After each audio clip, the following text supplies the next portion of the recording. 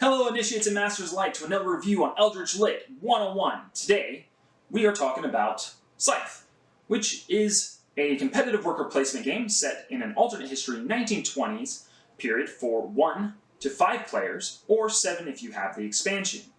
Players control a faction with its own unique abilities and initially consisting of 1 leader and 2 workers. Players then compete in this asymmetrical game to try and conquer territories, gather resources, enlist recruits, build structures, and launch mechanical war machines with the ultimate goal to conquer the city-state known as the Factory that lies in the middle of the board.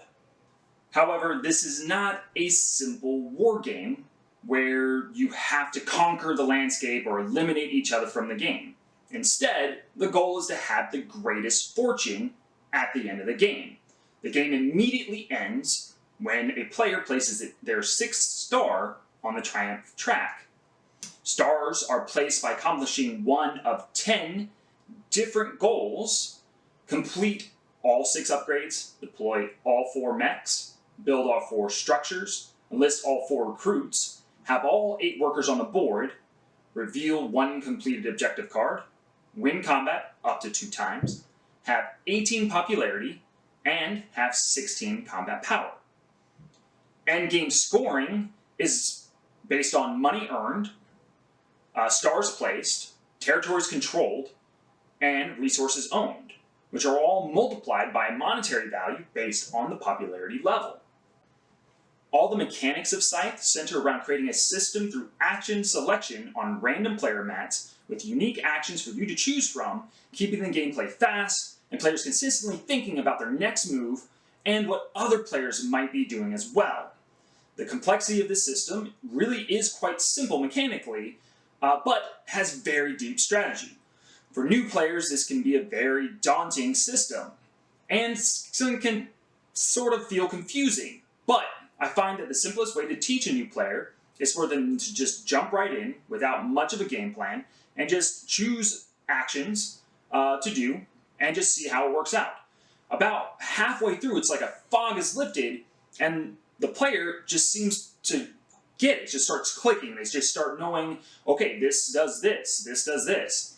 And then by the time the end game happens, even if throughout the entire game they didn't know exactly where they were going, once you get to the game scoring, they go, oh, that's what that was doing. I understand that now.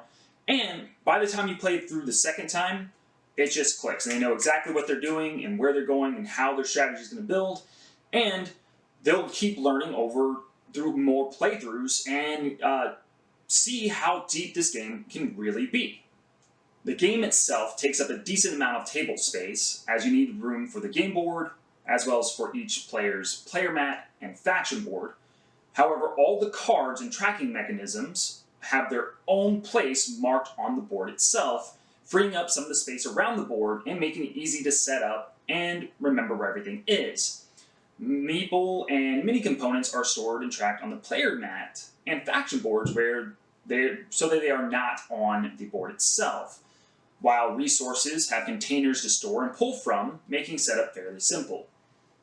Organization is also fairly basic for the game: a plastic container for mini storage, a small cardboard insert divider, and various ziplocs for other components. This is satisfactory, but it does not require anything additional, but certainly isn't the most aesthetically pleasing and likely won't win any design awards. But there certainly isn't anything wrong with it. It will work and is easily set up and easily put away. Scythe is a game that you can play over and over again with random factions, random player mat, and random objective cards. Give you the ability to have strategy and gameplay feeling fresh each and every time. This is a game that can be fit into a casual monthly rotation, with games being start to finish about 2 to 3 hours. It is not a legacy game, it's not a campaign game, so you sit down, you play through one game, and it's done at the end of it. However, you can buy an expansion that will give you campaign-like games where you can have multiple games roll into the next, so that you can have multiple iterations where it kind of feels like a story. However, even in that expansion, the mechanics themselves can still be used in a non-legacy, non-campaign type of game. Speaking of expansions, if you're looking to get some fresh gameplay for your Scythe games, there are 3 expansions: Invaders from Afar, The Wind Gambit, and The Rise of Fenris. And they are well worth the purchase and add a lot of extra strategy to give unique playthroughs to your game nights with Scythe. Now, for the subjective part. I love this game. It is one of my favorites to put on the table, especially for people who aren't hardcore gamers that may have never played a game beyond Monopoly. It's great for those friends who may only come around like once a year to play a game, and it's great for those that are, regular gamers, and you can put it in front of them and they really enjoy that deep strategy. It definitely has something for everyone. If you love war games, world building, resource management, and great art, you'll probably love this game. Every time I play it, it feels different and requires me to think of different strategies based off of the faction I get, the player board I get, and whatever objectives I have. And because of that deep strategy and the different ways that you can win, it creates a whole different experience every single playthrough, which is great for replayability.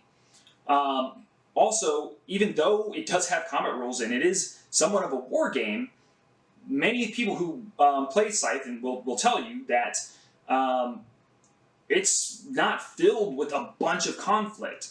So you're not feeling as if you're maliciously attacking your friend.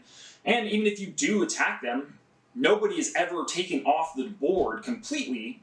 They just have to replace that mechanism or worker or whatever else back onto the board. And so they're never eliminated from the game, so nobody ever feels as if they're not going to have an enjoyable time and be sitting around for an hour because they got kicked out within the first few minutes. And so that allows everybody to have an enjoyable time and make it all the way to the end. Also, because there are multiple ways to win the game, then everybody can have a different strategy, and again, it doesn't have to rely on conflict. So when I'm specifically have seen a player win simply by gaining nothing but resources, and by the end game, because they had the most resources, their popularity level multiplied by the resources ended up winning the game for them, and didn't actually win any conflict at all. However, I will give you a quick tip. If you do play the same game, do not neglect your popularity. It is extremely important and will do a lot for you in the end game because of the multipliers. Alright, that's it for my Scythe review. Don't forget to like, subscribe, and comment below, and I'll see you next time on Eldritch Lit 101. May the fates be kind to you, and happy gaming.